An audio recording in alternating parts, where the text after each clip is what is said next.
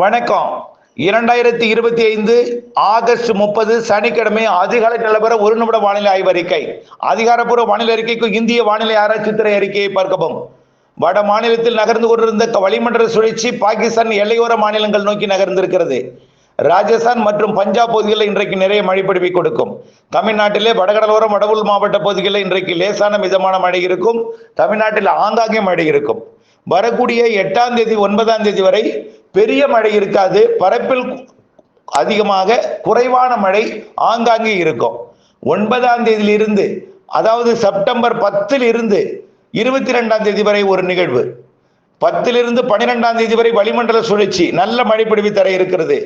12 22 வரை ஒரு நிகழ்வு, அது தெற்காந்திர பிரதேசம் மத்தியாந்திர பிரதேசம் நிறைய மழை பொழிவை தென் மாநிலங்களுக்கு கொடுக்க போகிறது.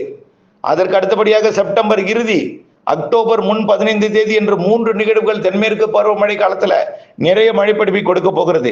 உங்களுக்கு எப்படி மழை தரும் விரிவான அறிக்கை சமர்ப்பிக்கப்பட்டிருக்கிறது. வீடியோஸில் சென்று பார்க்கவும். அதனைத் தொடர்ந்து வடகிழக்கு பருவமழை ஜனவரி 26 வரைக்கும் தொடர இருக்கிறது. அது தொடர்பான விரிவான அறிக்கையும் சமர்ப்பிக்கப்பட்டிருக்கிறது. வீடியோஸில் சென்று பார்த்து பயன்பெற அன்போடு கேட்டுக்கொள்கிறேன். நன்றி.